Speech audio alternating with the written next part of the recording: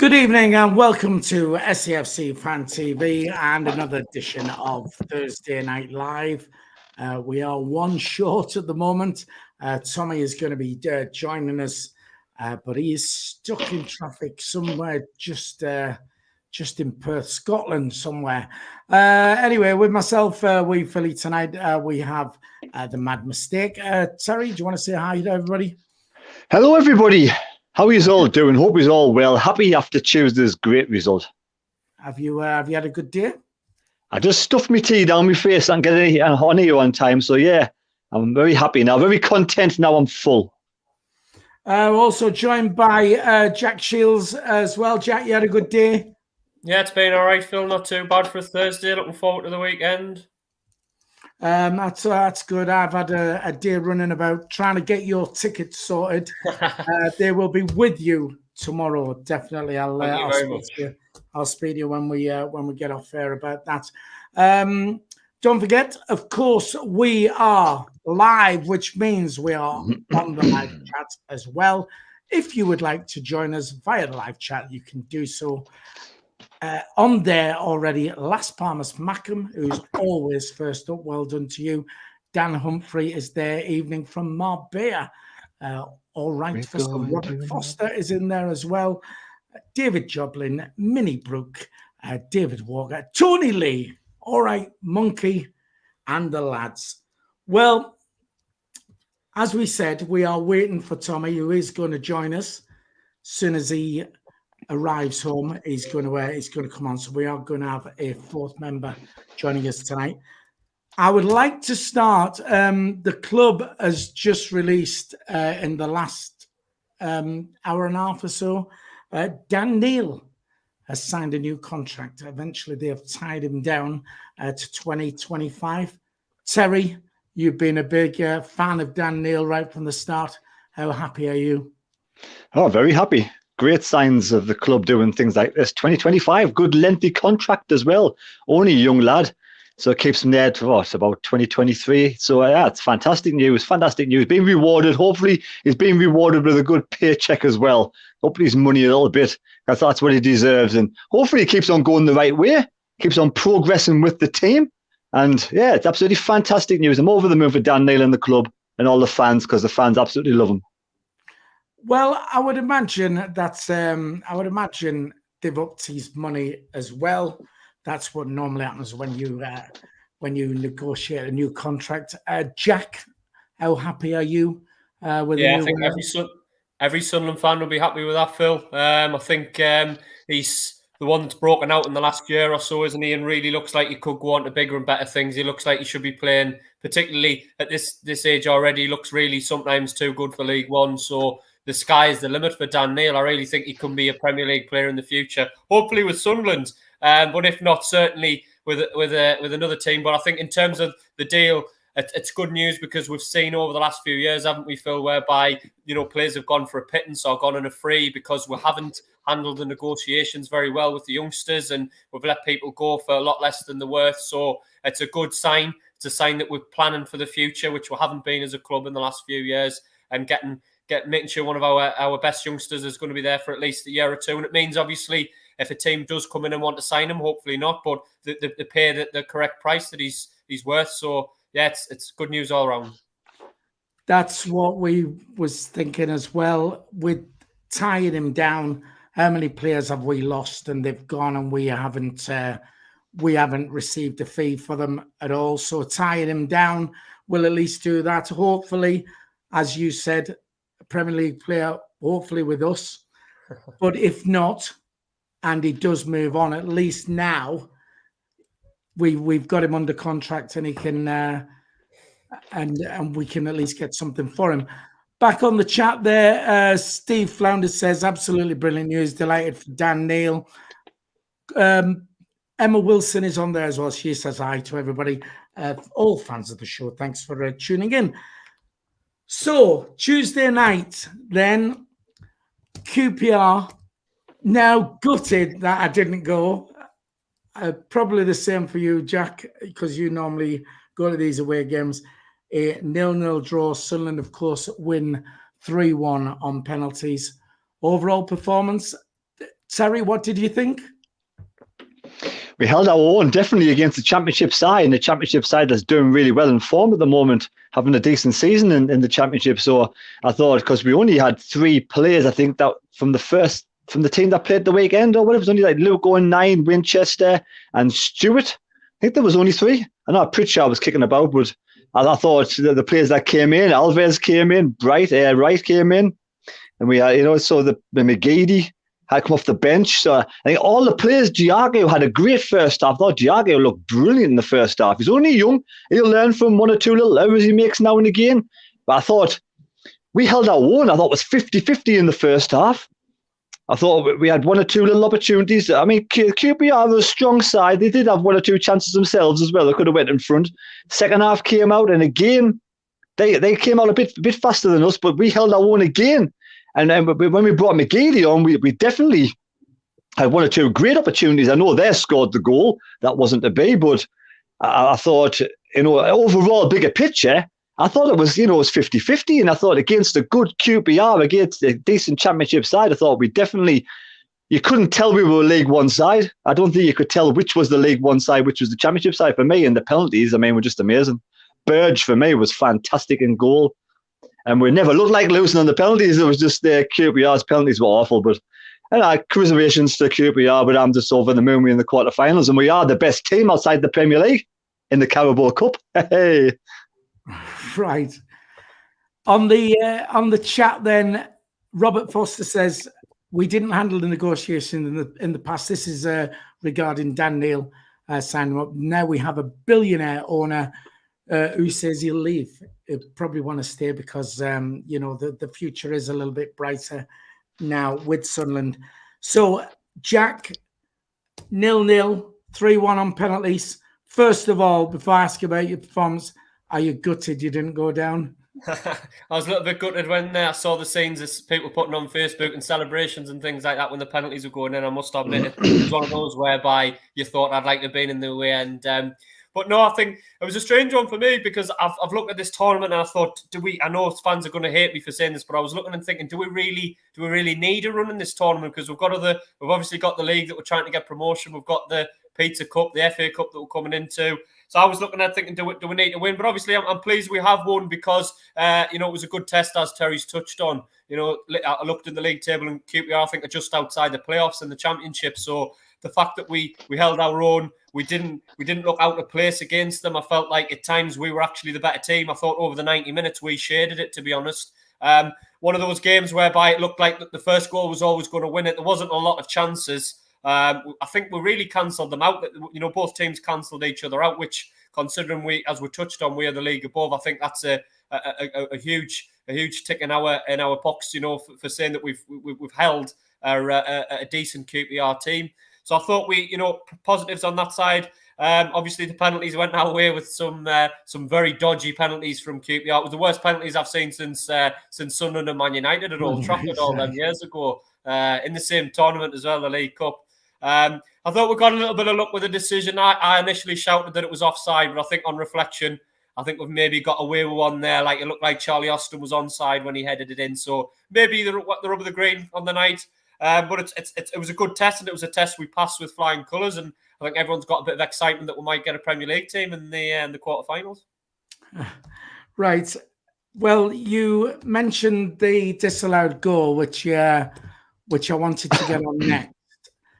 Not only that, right? I'm gonna say, what about the referee's performance? Because of the simple fact that after Saturday, and we were complaining at the referee and all that, and we'd lost. And somebody did in the chat said, had we won the game, we wouldn't have even been talking about the referee. Now, we won the game. They had a goal disallowed, which should have been given. And here we are. We're not even thinking about the referee. So I want to chuck it in there because I would imagine as a QPR fan, if QPR are doing any similar streams here, they'll all be about the referee, shocking refereeing and all that, exactly as we were. So it's only fair that we did it when we lost. So here we are when we won. Terry, referee's performance? Well, I dare say that we have talked about referees before when we've won games, because some of the referees are terrible now. Definitely would have been talking about that Geordie referee on Saturday, even if we won the game. Because the decisions, the way he refereed the match, it was awful. He should never be allowed to referee a game of football in this level, simple as. So I disagree with that comment saying that we wouldn't be talking about it. To be honest, remember the Burton match? We scored a good goal on side. Flanagan. Very end, yeah. You know, it swings and roundabouts. You know, we've had our fair share of bad decisions this season already with referees. So it's about time we had a good one. I do feel for QPR at the end of the day. I know how they feel because I think he was clearly onside.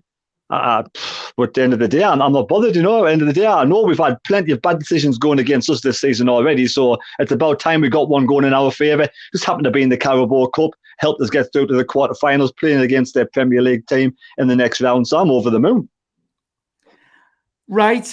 On the chat then, Nefarious Dave says he was mile offside, man, which of course he was in our eyes. What about you, Jack? Referee's performance and the offside goal? Yeah, I mean, the referee had an appalling game on Saturday. I felt like it was one of the worst I've seen. I know we touch on it in League One, but the standard really has gone down in the 3 or 4 years. I've noticed it more and more. But I think football fans are fickle, aren't we, Phil? Do you know what I mean? We are fickle as much as the sun. You know, we deny it. We are fickle, and I think sometimes with refereeing decisions, it does sting when you lose the game and you think the referee's had a nightmare. It really does hurt. So I do feel for QPR, but someone said it a while ago, what goes around does come around. So maybe QPR will get a decision on Saturday in the Championship that they haven't played well and they get a decision that gets them the game. And unfortunately, it's football. You do get them now and again. They seem to go against Sunderland more often than not. But I think it's maybe just the stick in your head a little bit more. That, you know, the ones that you really, really, cost you the game or cost you, a point or 3 points or whatever. I thought someone touched on the fact he was from Morpeth or somewhere, or he's a Newcastle fan or something on Saturday, which I thought was crazy, really, because I always thought you had to state your allegiance when you went into games. It's one of the reasons we didn't get Clattenburg in the Premier League. Can you remember Mark Clattenburg? He was a Newcastle fan and one of the better referees, I always thought, but we didn't get him because he was a Newcastle fan. So I was surprised at them allowing that, but it just stings when it goes against you. So I do kind of feel for QPR, but as Terry says, not that much. My sympathy doesn't stretch that far. Terry? I mean, after someone's alluded in the chat, it was the linesman, not the referee as well. So the referee, for me, give QPR a fair share of free kicks. So I think the referee had a decent match. He wasn't like sort of swaying to one side. He gave us free kicks, give them free kicks. It was just the linesman probably needed to go to Specsavers, unfortunately. Fair enough. Quick plug there for Specsavers. If you want to sponsor the channel, you're welcome to. Right then, we have 109 people on the stream at the moment. 34 likes. We like to try and hit 100 if we can on a Thursday. Just hit the thumbs up if you would. Let's take you a second to do so. And if you're watching and you haven't subscribed to the channel, hit the subscribe button. It's totally free and will take you just a second to do that. Fairly strong team then that QPR put out on Tuesday night. Is this a good gauge then for the Championship? If we go up the Championship, I mean, they are doing fairly well up there. Jack? Yeah, I think so. I think it shows we can compete at a high level. I thought the one thing that I noticed was that the tempo seemed to go up. I don't know what Terry and the other people watching on the chat thought, but I thought the intensity and the tempo went up a level from what we used to in League One. But I didn't feel that we struggled. I felt like we looked at place. I thought that the passing and the movement, the style that we've got, really, suits a high intense game. I think if we'd played like that under someone like a Phil Parkinson who played a slow, laboured style of play, we might have been caught out a little bit more. But I think really, the style that we're playing now, whereby it is quick, it's intense, it's, stretching defenders and getting in behind and playing a high intensity, pressing the opposition when they're on the ball. I think that suits a high intensity game. So I felt we coped okay. I think the test is going to be, Phil, if we do go up, whether or not we can keep at that level every game, because it's okay to play like that in a one-off game, in a cup game. But I think if we go up to the Championship, if we do, and we all hope we do, can we keep at that level week in, week out? Do you know what I mean? Can we turn performances like that week in, week out? And can we try and raise our level in League One? Because it made me feel like I was happy with the performance, but it frustrated me a little bit as well, because we were poor on Saturday against Charlton, and then we played a lot better on Tuesday night. It made us think if we played anywhere near that level against Charlton, I think we would have got something from the game. So it's one of those, you're looking for a consistency as well. It's not just can you play at that level, can you maintain that level, I think, as well. But was that game played as a championship game or a cup game? I know it was a cup game, but do you think the championship games are played at that intensity as well? Yeah, I think so. I think you always get there's a bit of it. Cup games have that little bit of a cup game feel, don't they? Whereby it's a bit end to end. The crowd's up a little bit sometimes. You know what I mean? So it did have that as well. But I thought we coped. I thought we really did cope with QPR. I mean, I can't really recall them having that many chances. I mean, I know Lee Burge made a good save down to his right in the first half. He pulled out one or two decent saves, but it's not like they had a lot of chances and we were hanging on. So I felt we coped okay at that level. And I think, it's can we get that consistency, in League One? Because if we play like that against most teams in League One, I think we'll win most games. Right. On the chat, Christopher Lee says Queen's Park Rangers didn't try to waste time either. Made for a great game, but I can't see why they would want to waste time anyway. Terry, good gauge for the championship if we go up, do you think? I think it's different altogether, cup matches to the league, because I'm thinking we've made about 7 changes on Tuesday night, so it'll be a big change again to the match on Saturday. And I think, sometimes like championship sides might come into the game against Sunderland and say, right, it's only Sunderland, but they're in League One. Surely we can beat these. In a cup match, the intensity or their style of play might change a little bit. I think you'll probably see a different QPR in the league than you will see in the cup. That's just my opinion. I think it's a good experience for the lads who came in. It's a good experience for the young lads, because sometimes we are our own downfall. We do pass the ball astray every now and again coming out of defence. And I think 1 or 2 lads did pass the ball sort of a bit loosely on Tuesday night. I think they did have 1 or 2 opportunities where they put the ball wide, couple over the top, couple either side of the post.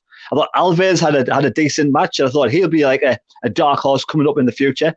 But I don't think you can gauge it, because there's a bigger gauge this weekend against Rotherham. That's the big gauge for me, because I think it's going to be different altogether. I think the cup match against QPR, we've seen it. We've beat Blackpool away. We've beat QPR away. We beat Wigan away.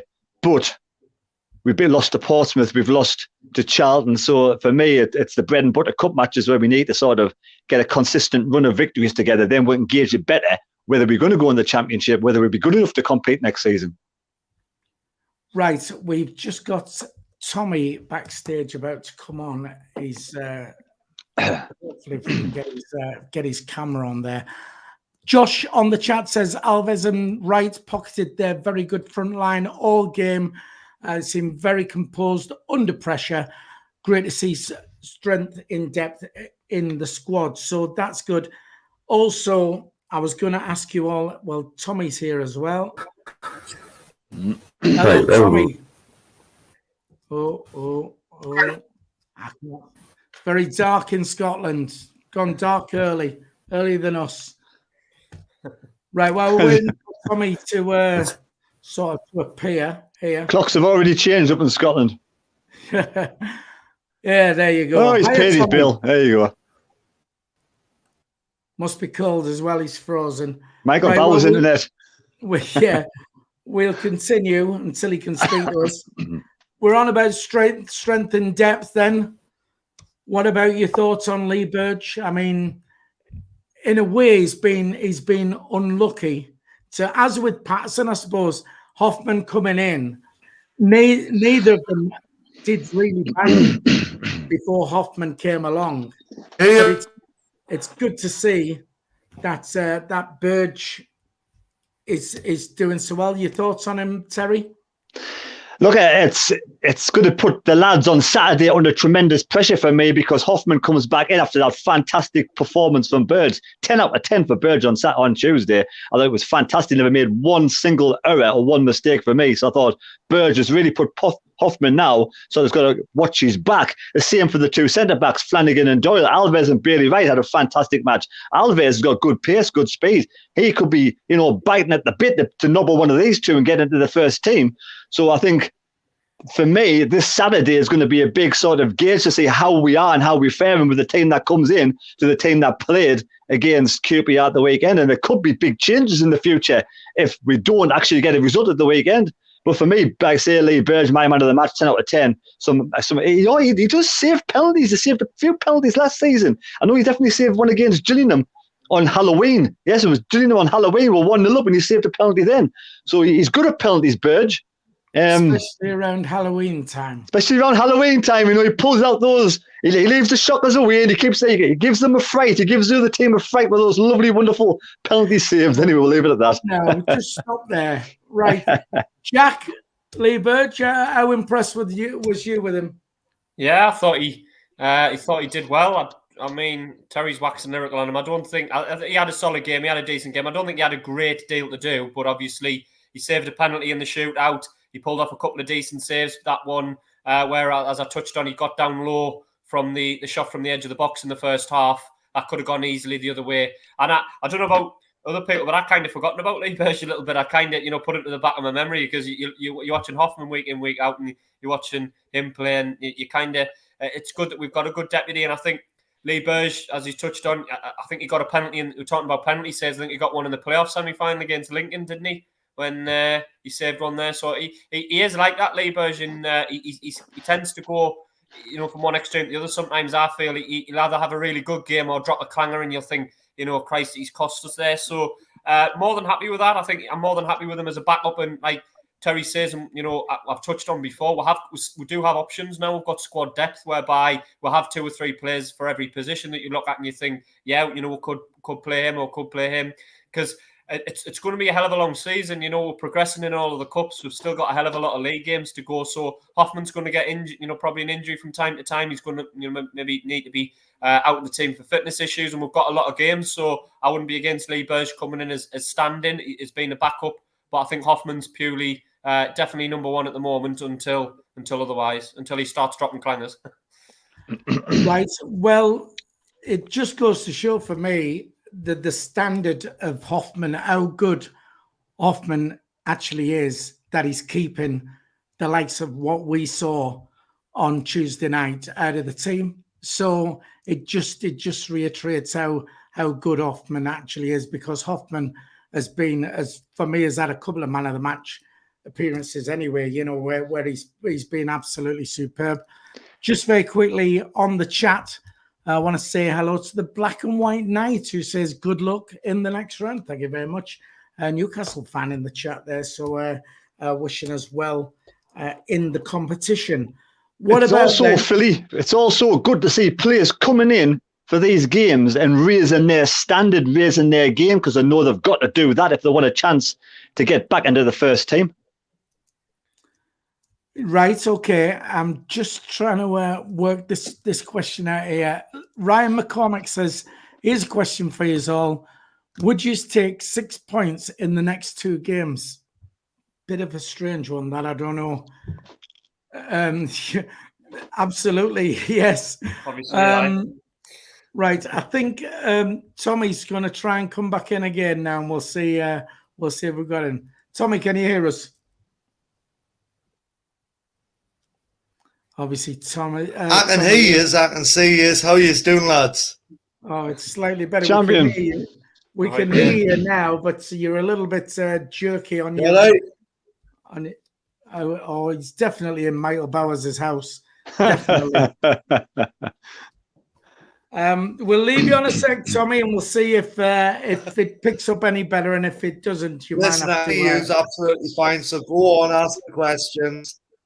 I might be a wee bit delayed, but go ahead. Right. Okay, then. Just right. This is the one I want to put out there. We played Tuesday night. Quite a few injuries and knocks we got.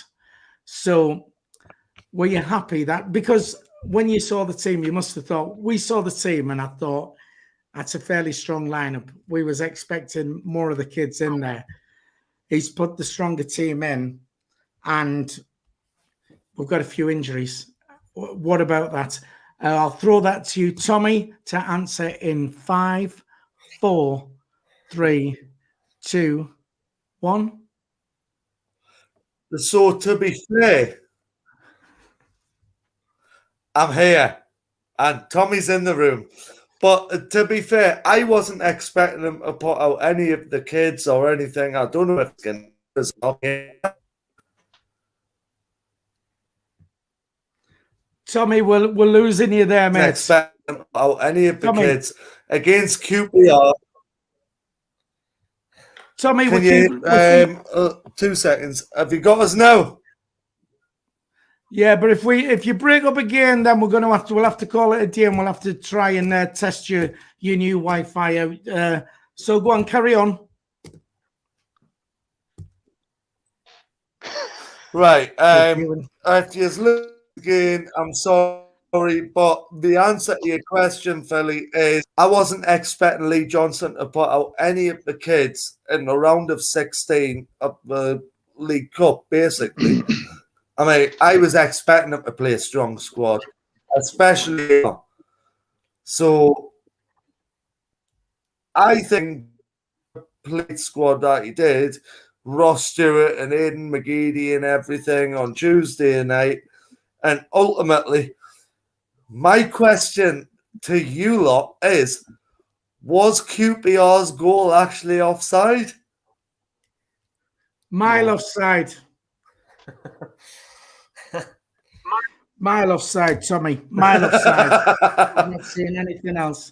Right, Tommy, you're breaking up, mate. I'm gonna chuck you out, and we're gonna have to do a test on your Wi-Fi because you're definitely breaking up this end. So I'll do that. I'll speak to you later when we come off air. All right, cheers, pal. Thanks a lot. There you go. Right. Right, injuries then. Jack picked up a few injuries. So was it a wise move to put the players in we did? Well, I think, someone will look at it and say, well, it is because we got through. But ultimately, I looked at it and I thought that is a pretty strong team. And I was worried because I was just worried about, particularly in the only area I'm really worried at that we haven't got covering was up front. I thought with Ross Stewart gets an injury.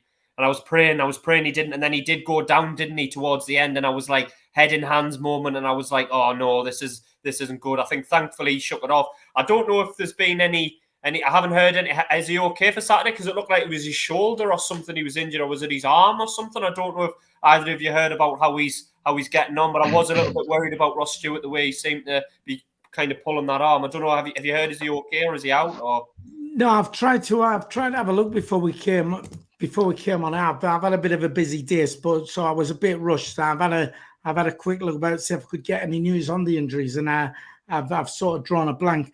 I know that Lee Johnson said that they were just physical knocks. Really, they weren't. He was confident that. I mean, this was after the game that he was confident that they weren't going to be anything too serious. But I don't know as yet. I've not come across anything there. I think with Ross Stewart as well, I think he is going to get knocks. His style of play is very much holding the ball up.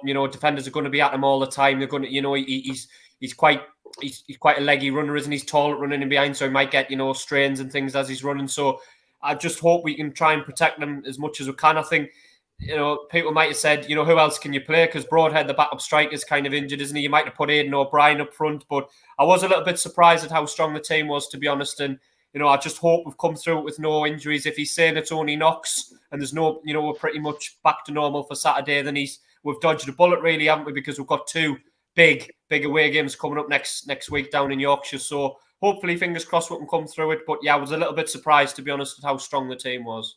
Right, Terry, what did you think then? We've picked up some injuries. Was he right to play the team he did? Yeah, but we changed 7 players from Saturday. We changed 7 players. We took 7 players. I mean, Diago didn't start. Gooch didn't start. Evans didn't start. Alves, Bailey Wright, Denver Hume, Lee Burge all didn't start in our league campaign. Gooch is only just getting back. He didn't play a full match. Diago went off. He's the one that went off with a bit of a hobble, so maybe he is, but he's going to get knocks with the pace he runs as well. But I think he'll be okay for the bench on Saturday. Denver Hume's the one that might have a bit more of an injury than the rest of them because he has had a few injuries in the past, and he went off. He seemed to be suffering. Seems to have bulked out a lot over the summer though. But I don't think it wasn't our first team. It wasn't our strongest team. So he played kind of an in-between team. And we know with the players we have, the backup players we have, of some of these other players that haven't been playing because of injuries and whatever. we can do it against better sides. We have got the strength and depth. So the only worry was Stewart. That was the biggest worry, but he finished the game, scored a penalty. He didn't seem to be in too much pain after he got up and sort of ran it off a little bit. So hopefully he's all right, touch wood. Possibly Luke 09, he keeps getting knocked around a lot. Maybe it's time for him to be rested for the weekend, I think. Right. I must admit, maybe it's just me. When I saw the team, what was put out, I immediately looked and I thought, that's a strong team. It's now that could just it is a strong team compared to the Papa John's Trophy. It's just maybe it's just showing how much strength and depth we actually have. That we do have good players that we can bring in. What I'll do is I'll chuck this question at you because it's a little bit controversial anyway. Tony Lee on the chat says, League Cup winners or promotion? League Cup for him, he says. So, Jack, what do you think? At the start of the season, I'd have said promotion at all costs, but I think now I would have to go probably League Cup winners. I know I'm maybe contradicting myself because I said I wasn't bothered about it earlier, but if you offered us it on a plate now, if I can guarantee it, I would say probably League Cup winners. But some people would be confident and say, let's do both. Right. Tommy's backstage and trying to get in again, so I'll bring him up and see. I don't know if he's twiddled with his knobs or something like that. And Tommy, speak to us. No, I've tried. No, I don't know if it's working. I've tried knobs, as you say, Philly. But no, still, I don't Tommy, know if it's working. If Tommy, it's not working, then just move it out. There you go. Tommy, you're still like a darling. We'll catch you. I'll speak to you later about it. We'll get it sorted. All right. Cheers, pal. There you go. That's Tommy just backstage there now. We'll just kick him out. Right. So where was we? Oh, yes. Terry then. League Cup winners or promotion? Come on, let's be realistic. We're not going to win the League Cup. Regardless how much fantasy land, fairyland you want to be in, we're not going to beat the likes of Liverpool, likes of Tottenham, the likes of, like those teams. We're not going to win we might get through the next round if we play at home, like maybe it's against the Brentford or someone. Even though Brentford are unbeaten all season away from home. But it's nice to get where we are at this moment in time. Winning the league, getting promoted to the championship is the most important thing by far. Right. Okay, then. What we're going to do now then, because referring back to the league just quickly, of course, and we forgot about it slightly, but on Tuesday night when we were going through in the Cup, Wigan got beat at home to Lincoln City, which was a fantastic result for us. Gives us another game in hand over Wigan, who are sitting just above us. I did want to also give a shout out to obviously the fans that went down to QPR. Absolutely superb turnout again, traveling all that way down to London, put in a brilliant performance. And equally, it's going to be the same again. Well, Saturday, Rotherham, Jack and his four mates are going to be there, as well as everybody else who doesn't have to work. And then we've got Sheffield Wednesday, which again has got a massive following. A bit of info I want to give you on Sheffield Wednesday tickets. Sheffield Wednesday tickets were apparently sold out, but the club requested some more. This is what I'm led to believe. And I know that they are available because I like to give my wife the good news when we're live on air. However, you might have noticed her absence from the chat. That's because she's not speaking to me today for some reason. So what she doesn't know is I purchased a couple of tickets for Sheffield Wednesday, so I can confirm that they're available on the website. They were purchased just at tea time tonight. I'd meant to get them anyway. I'd forgotten, and then when somebody put out that they'd sold out, I was gutted. So anyway, I've managed to buy them today. So Sheffield Wednesday tickets are definitely available on the club website. Like I said, I just got some at tea time. So if you still want to go to Sheffield Wednesday on Tuesday, going to be a massive turnout, big game, then you can do that. And my wife is still going to be in the dark because she hasn't bothered. That's a great description, Philly. I don't know what I've done wrong. Well, I'm a bloke, so I've obviously done something wrong. I've just got to work out what it is. That's all. So, you should know. Her response to that would be, you should know what you've done wrong. yeah, there you go. Have about 10 guesses, and maybe the 12th guess you'll get it right. Well, I should know anyway, but oh no, she's in the chat.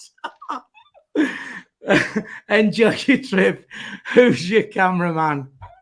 Right then. Well, I'm sure we'll be fine by Tuesday. So, Carabao Cup then. Arsenal, Brentford, Chelsea, Leicester, Liverpool, Sunderland, Tottenham, and West Ham.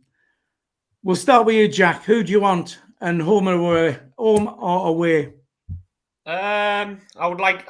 It's been a while since I've been to a Premier League ground, isn't it? So I wouldn't mind seeing us go to Anfield. You hope we get a Premier League team then. Liverpool away, or Tottenham away. You know, it's meant to be a nice ground, but yeah, my thoughts were Liverpool. So Liverpool away, nice trip to Anfield. I wouldn't mind that. Terry? Look, as the competition progresses, some of the teams that can't win the Premier League will put out stronger teams. The likes of Arsenal and Spurs are not going to win the Premier League. They're probably, at a stretch going to get into the Champions League. So eventually this is their chance of bringing silverware back. So you'll feel like Arsenal and Tottenham are going to put out really strong teams. Leicester might start putting out a strong team. The only team I think will put out a weakened side will be Liverpool, because they can and probably will win, go for the Champions League and go for the Premier League. So they will put out a weaker side. Even their weaker side is a fantastic side and will struggle against them. So I would like to have Liverpool at home, full house, be absolutely fantastic. Right, Liverpool at home for you. I've just found out what I've done wrong, by the way, because last part, Miss Mackham has informed me that I was breathing. So there you go. So Phil, yes. You weren't breathing in the right direction, though. Yes, right. Okay. Somebody said on here as well, when Nefarious Day, when's the draw, right? The draw, we will tell you, is on Saturday. It's on Soccer AM from 10:30 a.m. It doesn't say exactly. I think 10:30 is when they start Soccer AM. So it is going to be live on Soccer AM for the draw, if you just want to tune into that. Who would you not want then? Who do you not want out of all those teams? Terry? Oh, probably away to somewhere like Brentford. No disrespect to Brentford, but it's the way to Brentford. And yourself, Jack? Yeah, I'd probably say the same. I'm not really. I know they've got a new ground, but yeah, probably another trip to London. I wouldn't fancy that. So yeah, probably Brentford away. I would not. Doesn't really get the juices flowing, that one, really, does it? Well, I think for me, I would like an away tie. The away games are always better. The atmosphere is better and everything. And because it's going to be a Premier League side, we're going to take a full allocation, whatever we get. So for distance-wise and keeping my wife happy, Liverpool away would definitely be one. However, I do like the look of Tottenham's ground. So Tottenham away, even though it's a lengthy journey, that would appeal as well. Terry, you want in there? Do you two think if we got someone like Liverpool at home and it was a sellout, we would open the upper concourse? Without doubt, if there was the need to, if 48,000 people wanted to go, because I think it would be a sellout. Can you remember years and years ago, though, we played Arsenal in the FA Cup? I think it was about the Mick McCarthy era, 2005, and they did like ridiculously cheap tickets that I think were like £1 for under 16s or under 18s, and the adult tickets were like £5. I don't know if we're able to do something like that. I think you may be bound by EFL ruling now, your minimum ticket price. But if we could do something slightly lower price to get as many people in as we can, like you say, to try and get a full house, it'd be great to see 40-odd thousand there as close to a full house if we did get a home game. I mean, I said Liverpool away purely selfishly, maybe go to Anfield, but a home tie against Liverpool would get, I think, quite a few bums on seats. Yeah, it would be superb to see the ground full, without a doubt. And I'm certain that if it was the likes of Liverpool, coming to the Stadium of Light, would we? Why wouldn't it be a full house? I mean, how many fans would Liverpool bring up for starters? And let's face it, everybody would want to go and watch Liverpool play at home. I mean, we've been starved of good teams at the Stadium of Light for a long time. So I think we get 31,000 now. So imagine against Liverpool at home in the cup in the quarterfinals, man. I think it'd be massive. Right. On the chat, Robert Foster says, isn't the Sol limited to 37,000? Yes, that's what we're saying. But we are saying that if the demand was there, this is the question, would we open up the Premier Concourse? And I'm sure the club would, without a doubt. No, they wouldn't want to turn away revenue. And it would be great to see a full house in there. What about then the comments that Lee Johnson made in his interview after the game about Arsenal at Tottenham? I don't know if you've seen it, but he did say the interviewer did ask him who you would fancy next in the next round, and he said, "Well, we wouldn't mind Arsenal away or Tottenham away, and then we can save the big guns for the two-legged tie." And Arsenal apparently have not been very happy about that. Is that a good move by him doing something like that? Bearing in mind the Bolton manager not that long ago said we're the best team in the league, and they've lost every game since. Jack, did you like comments like that, or what? Is it a wise move to do that?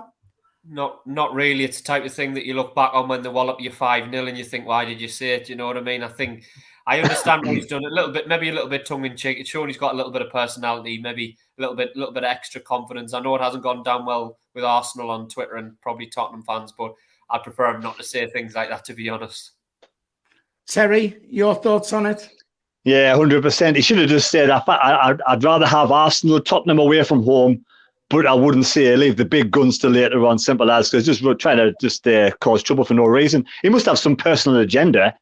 I don't know what it is. Maybe he just doesn't like those clubs for whatever reason. It's his own personal choice, but he should keep it to himself, I think. Well, this is it. I did think something like that. I know he also said that he had family in the crowd at QPR. So I'm wondering if he's got London-based family, North London-based family, because he did single out Arsenal and Tottenham. So maybe there is something there. But you're right. It's something that can come back to bite you on the bum, where, you know, and it can fire these teams up. Let's say we do draw Arsenal or Tottenham. They're just going to say, look what he's going to say here. There you go. Not that they're necessarily going to need firing up, but they can do that. Here's another question for you then. All of a sudden, there's all this excitement about the Carabao Cup. We did say that should we make it to the final, and I know, Terry, you're saying we're not going to get that far. Do we actually stick with this second team, or is it something that if we do get further and further on, that we're going out to win this, Terry? I said we stick with the kids in the Papa John's Trophy Cup. Right. With the Carabao Cup, you can do whatever you want. You can play some of the bench players. You can play half a team, whatever you want. In the Papa John's Trophy, if we get all the way to the final playing the kids, let the kids play in the final. This is a different kettle of fish. We're not going to be playing Arsenal, Tottenham, Liverpool in the Papa John's Trophy, are we?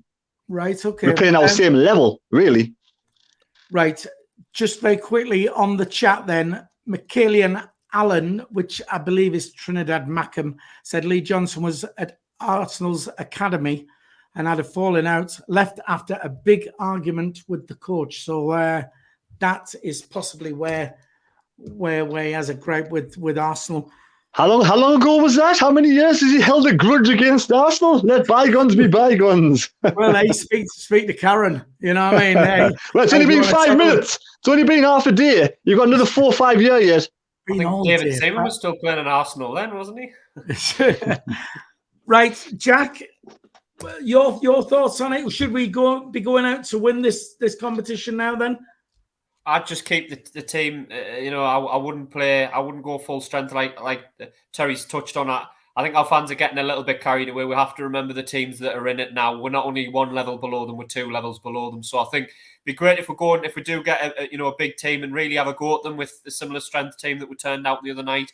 I don't think we're going to be winning it or getting to the final, unfortunately. I wouldn't be turning out a really full strength team at the minute. No, I wouldn't. I'd be keeping it as competitive as you can, but I would be trying to protect the players in the squad like your Ross Stewart, who's imperative that we protect and doesn't get injured and anything. So I wouldn't be going full strength, but try and make it competitive. Terry, there was one in there. Does anybody know when the next round is? The date? Just before Christmas, I think, Terry. I think it's like mid-December, like 18th of December, 20th of December, something like that. Around that time, I might be wrong slightly with the date, but I think it's around about that time. Someone in the chat will probably pop up. I'm sure somebody will. Somebody in the chat, if you do know when the next round is going to be played, if you can chuck that in there, that would help us. Apparently, Lee Johnson was 18 when he was at Arsenal, so there you go. So only 22 years ago. Yeah, that must have been some bust up then. Right. What I want to mention next then is before we go on to Rotherham, which is, as we know, a massive game, on 2 massive games coming up in the league for us. I want to quickly touch on Elliot Dickman, the under-23 coach for Sunderland, has gone to Newcastle United to become their under-23s. What are your thoughts on that, Terry? They're not particularly bothered at the end of the day. Good luck to him. Wish him all the best. He's doing well at Sunderland, so at the end of the day, it's his choice, his life. Good luck to the bloke. 25 years at the Academy of Light. Long time, isn't it? And I think we've said how good our academy's been, and even possibly now we spoke about maybe we've always been producing these youngsters all the time, and they haven't had the chance. So probably the academy's got it right, and he's going to go there. In that case, should Sunderland not have attempted to give him a better offer to tempt him not to go, do you think? I think he probably would have gotten some kind of counter offer, but at the end of the day, his mind might have already been made up. He might just want to go there for personal reasons. I don't know why he wants to go there. Maybe it is just the money. I'm not sure, but end of the day, he only lives once. It's his choice. Like I said, it's that good luck to the bloke. Your thoughts on it, Jack? Yeah, I think it was finance, wasn't it? You don't have to move. You're living in the northeast. He probably has a family. I don't know him personally. He probably has a family. Doesn't want to uproot. Getting a similar job for probably 2, 3, 4. Who knows how many times the money? I think most people would do it. It's a bit of a stinger when it's Newcastle, of course it is. But I think the academy lads that have come through this season are a testament to how well he's done. So hopefully we can continue on. Hopefully we can attract a coach now that can come in and continue the production line and keep the same values that have allowed these players to flourish. I just made us laugh a bit, though, that Newcastle are now the richest club in the world, could probably scout of any club in Europe, and the first pick was only 12 mile away down at Sunderland. They couldn't look any further than that. So we must be doing something right if they want now coaches. Let's just hope he goes there. He's doing okay, because if he goes there and has a bad run or whatever in his job with the results and that, the fans will turn against him straight away in Newcastle. I mean, they got one of their own there in Steve Bruce, and look how he was treated. So I hope he's all right and he knows what he's doing. Right. Very quickly on the chat, I want to give a shout out to Mick S, who is a 74-year-old Mackem in exile. He mixes with Spurs and Arsenal fans. Loves the comment from Johnson, gives him bragging rights now. So that's a bit of good news for Mick, who's in amongst the North London lockdown there, living in exile. You're right, Jack. Maybe it just does show how good we have our academy set up. It is a superb setup we've got there, and like you say, they've got all this money and they come in for us. It does maybe show that we have got that right. So just very quickly, 150 people on the live stream, 68 likes. We'd like to try and get that up to 100 if we can. In fact, 69 now. So 31 more people hit the thumbs up. It'll take you a second to do that. If you are watching on a mobile device and you have the live chat open, just close the live chat. You see the thumbs up, just smash that over 100 if we can. And don't forget, if you are watching the channel and you haven't subscribed to the channel, then please do so. It is free to subscribe as well. Right then, Rotherham on Saturday. Rotherham away. Going to be a tough game. They're in good form. Win the game, and it's going to send a message to the rest of the league, surely. Is that right, Jack? Yeah, I think I picked Rotherham at the start of the season to be the team that I think would actually win League One if it wasn't Sunderland. I think they're a very strong team in this league. They always seem to be either not quite good enough for the Championship or perhaps too good for League One, and sometimes can't quite bridge the gap between the two. They've got a pretty strong squad, all seem to be good professionals, and I think it's a really, really tough game. But yeah, I think if we can go there, try and play the football that we played on Tuesday night and not so much on Saturday. We've had a couple of good games away from home in the league recently at Gillingham and Crewe, where we've dug in at Gillingham and found one way to win a game and played really well at Crewe and dominated and found a different way to win a game by scoring lots of goals. So if we can go there and get a positive result, I mean, to be honest, I'd probably take a draw. But if we can go there and avoid defeat, I think we've done okay. Right, okay. I'm just trying to get Tommy in here because he looks like he's on a different connection. Are you speak to us, Tommy? Hello, how you doing? Tommy, you're still too far behind.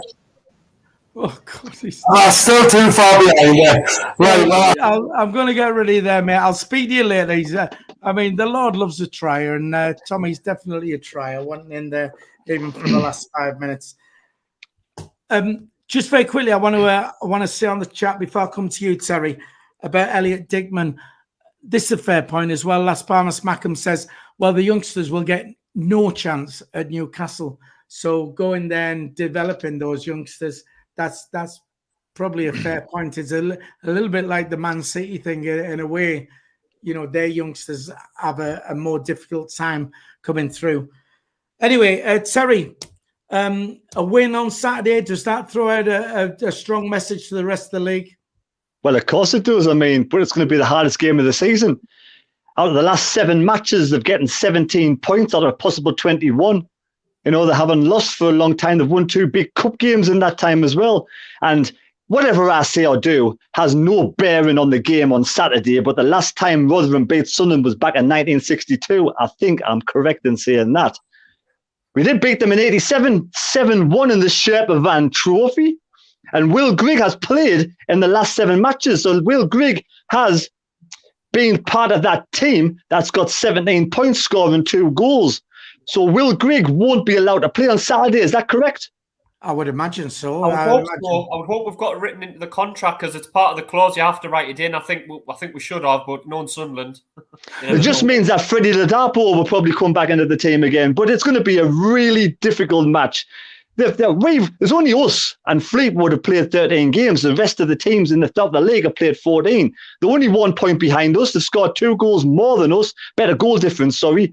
So it is going to be the hardest game of the season. So if we can go there and get a result, it will stamp our authority on the league for me, or put down a big sort of marker on the season. So this for me is a massive game on Saturday. Right. Just very quickly on the chat as well. SAFC Republic says 21st of December he's thinking for those cup games. Peter Press says the 20th of December, the next round of the League Cup. So it is around about when Jack was saying. Other people on there, a couple of people asking about the draw. The draw is on Saturday morning on Soccer AM, which starts at 10:30. So tune in there, and that's where you can see the draw live. Before we go to Terry's team, because Terry will have his whiteboard, I'm almost certain. And if he hasn't, then I'll feel very let down. Jack, I'll ask you first. Would you take a draw on Saturday? Yeah. People say negative. We'll have to go into every game and win. But I think these two, Rotherham on Saturday and Sheffield Wednesday on Tuesday, are a big, big test. But Rotherham in particular, I think if we can go there, I mean, great if we can go there and win, I'll be absolutely over the moon. But if we got a 1-1 on Saturday, I think I'd be satisfied enough. Terry, would you take a draw now? I would not. I want to win. What? I want to win. Why not? Well, we all want to win, but would you? Exactly. So, if we only got a point, would you be probably disappointed? Would you? No point. I'll be happy with a point. It's going to be it's the hardest game of the season. I'll be happy with a point, but I want to win, obviously. And this is the team I think, not the team I would pick. It might be the team I pick. This is the team I think Lee Johnson will go with. I just think he'll bring Embleton back after his 3-match ban. I think Pritchard will be on the bench. I think he'll start Gooch if he's fully recovered from Tuesday. I think McGeady is going to be starting as well. I think Evans, I don't know why. I think Luke going 9, that's the only grey area for me. Evans or Luke going 9. I'm not sure which one will come in, which one will start. I just don't know if Luke going 9 has picked up that many knocks now. He might just need a rest or put on the bench for a game. Doyle, for me, has been good all season, but he needs to start up his game a little bit because Alves, for me, is going to start pushing for a place. So I hope Doyle comes out of defence and passes the ball a lot better than he has been doing, but he's been great most of the season. So for me, that's the team I think, barring injuries, that Lee Johnson will go with. Right, fair enough. On the chat, I'll bring you in a sec there, Jack, but very quickly on the chat, David Miller says we should insist that Grigg does play against us. That'll be a guaranteed clean sheet for us. Jack, you was one in there. I was going to say, I love what he's saying, but is Embleton not still suspended? Has he not still got 1 game of his league game ban? Is he not? No. All right, sorry. I thought he'd only had 2 games in the league. Well, fair dues. No, I thought he might have been off, but yeah, I'll probably bring him back. He brings something different to the team. No, I do believe the QPR game did count as well. Right. Is that right? Sorry, yeah, it did. He's available on Saturday. When we had James Cobley on, James said differently, but then the following day corrected himself on social media saying that it's actually he will be available for the Rotherham game. So personally, I'd be happy to have Luke 09 still in there, but I'm also happy to have Evans there as well. That's what Palmer Smackham is also saying. Not sure if Embleton has served his 3 matches in the league. As far as we are aware, Embleton is available to play against Rotherham on. But it was online today saying Lee Johnson's got a predicament between Pritchard and Embleton, so I take it Embleton is available to play. Online, that could be Facebook. It was on the. I think it was either on the web, on the Sunderland official website, or on the Sunderland Echo. Right. So, they are in good form. Rotherham beat Portsmouth 4-1 at home, and Portsmouth beat us 4-0. So that means we're going to get beat 8, something like that. Is that how that works? Football doesn't work like that, Phil. Come on, man. We all know that, man. Just look at the run of form. They beat MK Dons 3-0. They drew against Wickham. They beat Portsmouth 4-1. They beat Cheltenham 2-0. They beat Wimbledon 3-0. They beat Bolton 2-0. The only blip in amongst those was a 1-1 draw against Crewe when they were down to 10 men. They beat Scunthorpe in the Cup 4-1. They beat the Man City under-21s 5-0. So this is a fantastic run of form. But taking Will Grigg out will make the team worse. You reckon? Right, okay. Why is he starting otherwise? Why is he preferred to start? Right. He obviously loves playing down there. He just doesn't like playing in the northeast. Too cold up here for Will Grigg. Right. DJ Earth, of course, does our previews on SAFC Fan TV. Says how many Sunderland fans are going down. Chat, do you know how many tickets have been sold? I want to 1,700, 1,800, is it? I might be miles wrong. I don't think it's quite 2,000 because I think they reduced the allocation, didn't they, or something? I don't think it's quite 2,000. But they only hold 12,000 in the ground, and I think we've sold our allocation, haven't we? We've sold out allocation. Yeah. Yes, it's sold out. But there's only got 12,000 in the ground. Well, do we know 1,700? Well, I'm not sure. Someone might know it differently. I want to say 1,700. That's figures in my head, but I might be wrong. Well, somebody on the chat is coming up with Sheffield Wednesday. They're saying 2,500, and then some for Sheffield Wednesday, but that'll be 2,500 and 2 because me and Karen are going as well. So that'll be a great night down there. According to Nick Barnes, it's 2,500. So 2,500 at Rotherham. Chef Wade? Well, I don't think yeah, Chef Wade. I don't think there's that many at Rotherham. Chef Wade's 2,500. Yeah. Right. Well, we don't know. Well, what about predictions then before we go? Terry? Really difficult game. Tight match. I'm going to go for a sneaky 1-0 away victory. Right then. 1-0 away. We'll take that. Jack?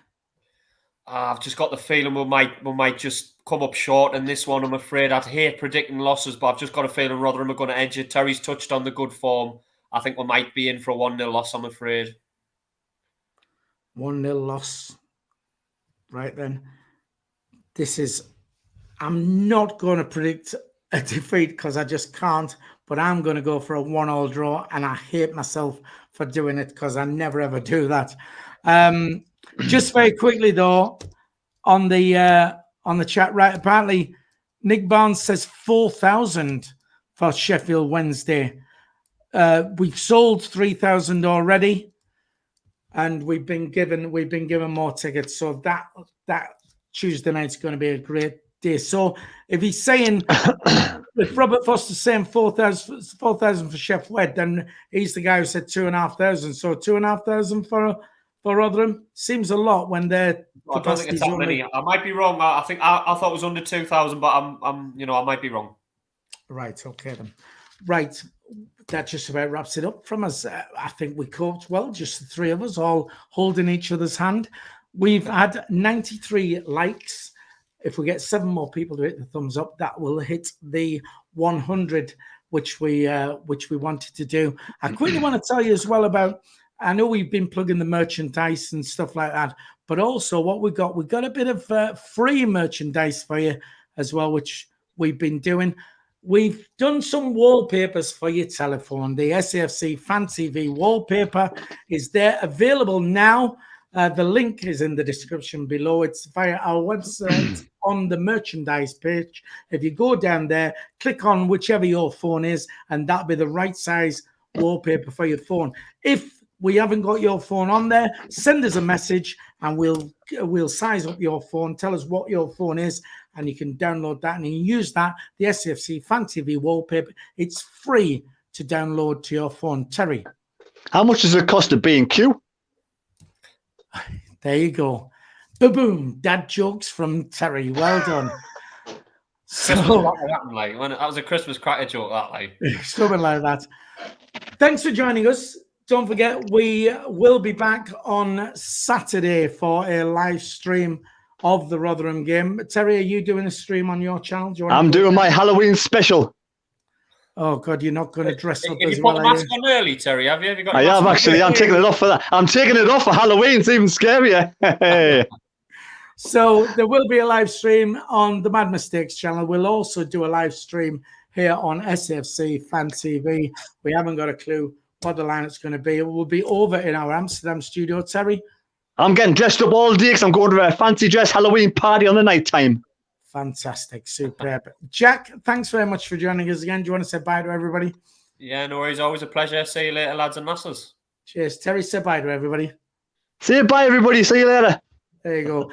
And we'll see you again Saturday. Please like and subscribe, and we'll see you again soon. Thanks a lot. Bye-bye.